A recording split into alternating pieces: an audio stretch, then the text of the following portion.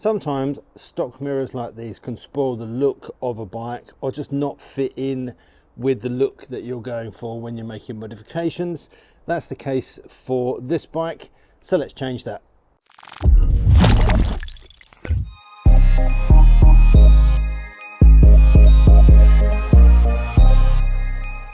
Now there's a huge range of mirrors out there on the marketplace, just so many to choose from. So how do you narrow down your choice? Well, I had a few criteria that I didn't want anything that was going to make the bars wider.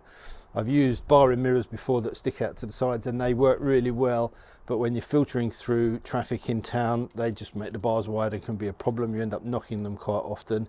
But I also wanted something that looked a little bit more svelte, a bit smaller and a bit more compact and take some of the height out. Obviously the quandary that I have with this bike is it isn't mine, it is a loan bike, so any money I spend on parts I only really get back what I can sell them for at a later stage as a second-hand part. And that's where my friends at Performance Parts came in, because I was chatting to them and they said, well, we offer a ton of different parts for this bike, so we'll quite happily lend you whatever it is you want to go on the bike for the duration that you've got it, and then you can just send that back to us at the end. So thank you to those guys for supporting this little project. But that of course also meant that I have a big range of mirrors on their website, and I'll leave a link in the description for you to go and have a look at that. So why did I pick the ones that I picked? Looking through their website, there were a few that jumped out at me. The first ones that I came across that really sparked my interest were the Rizoma Naked Stealth. These are really funky looking set of foldable mirrors. They kind of look like a piece of aero body kit. When the mirrors are folded down, you wouldn't be able to tell what they are, but you just swivel the ends and you've got a set of mirrors. Now that's pretty cool obviously, but I guess the only time you're going to have them folded flat is when it's parked up, and I kind of were like, well, if you're only ever folding them down when it's parked up, you might as well just have normal mirrors on there, I guess. And at £431, they're not the most cost-effective solution. The next ones that caught my attention were again from Rizoma. They're the Spy Rs. They're a very small, neat bar-in mirror, which generally give you pretty good vision out of the back, despite the fact that the mirror is small. Because of where they're positioned, you get a really good view behind you. However, as I did say earlier, they do stick out further. Now, this isn't a particularly wide bar on here, so I could probably get away with it.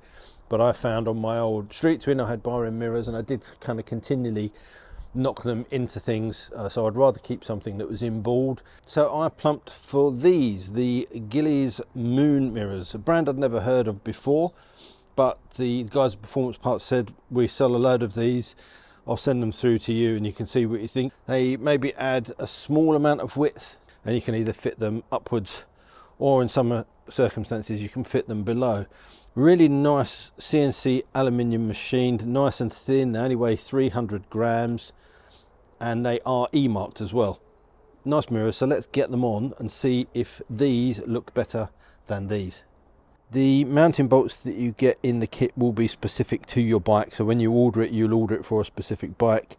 In this case we've got an M10 bolt. The instructions are included in the box and they're very comprehensive, but this is a very simple job.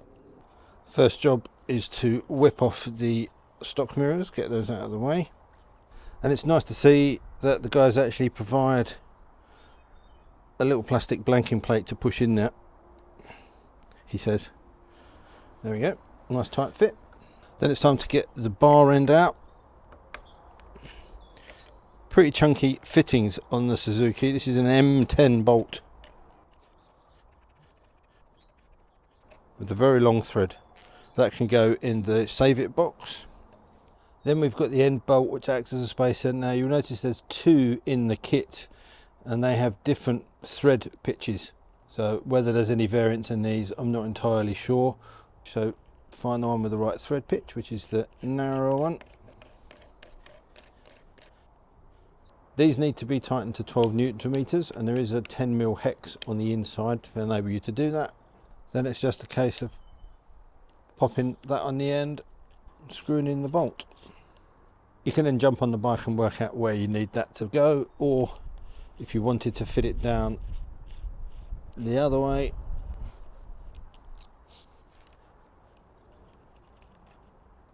obviously if you're fitting down here you need to make sure that it's not hitting the tank on full lock, and then you can adjust that. I generally find that they're not that easy to see with your arms in the way, although it is quite a neater look, gets the front of the bike down lower. And then when you've decided what configuration you want them in, 10 Newton meters to tighten that end up. Now you can leave the end like this, or there's an accessory coloured cap that you can get that snaps into the side of that. And there you can see a comparison between the standard mirror and the bar-in mirror. I know which one I think looks better. Now it's just a case of getting the other one done. So there you go. Obviously nice, quick, easy job. Certainly neatens up the look of the bike, but the proof is going to be how they actually perform out on the road. Am I getting any vibrations out of them? Can I adjust them exactly how I want them? So I'm going to take this out for a ride and offer you some feedback. Okay, so this doesn't need to be a very long test ride. They are just mirrors. Definitely much neater. I do like the look of them. I just turned them out very slightly just to give me a little bit of extra vision. Don't really stick out too far. Well, what you're looking at, a couple of centimeters either side longer than the bars. I think I prefer them in this upright position as opposed to underneath there. Maybe that looks a bit cooler, but you're kind of looking them a lot further down. Vision is very good. I've got this one set to look directly behind me. I've got that one to help with a blind spot. Nice and clear, and actually no real vibrations. But obviously the vibrations will be down to your bike more than anything. But at motorway speeds, nice and clear. A little bit more buzzing this side. I do like this Suzuki a lot.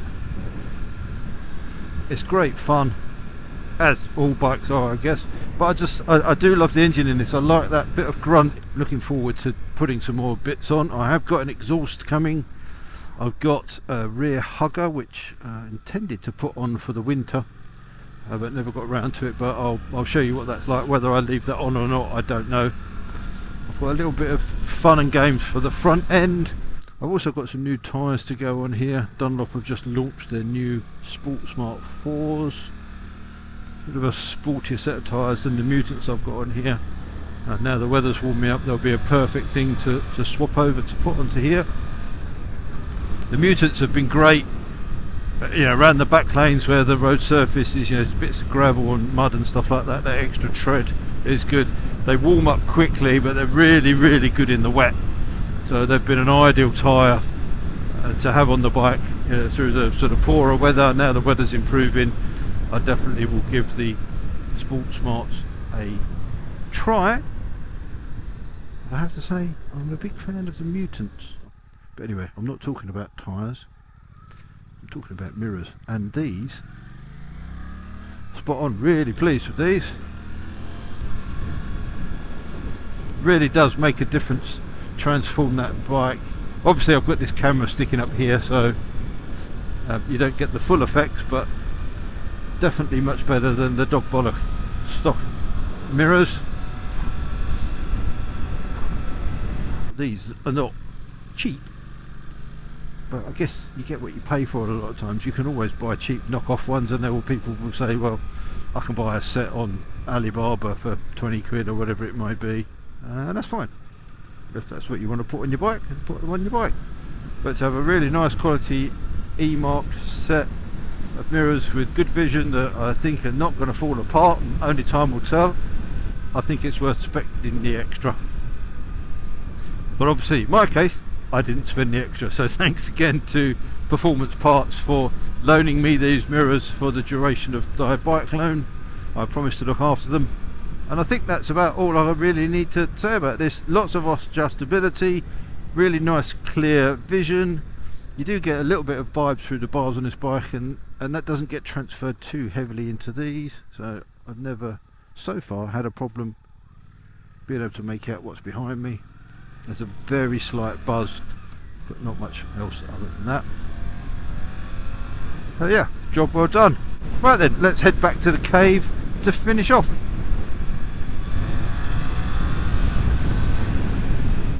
So there you go, not really a complex modification, just a set of mirrors, but it definitely changed the look of this bike. I'm really pleased with these.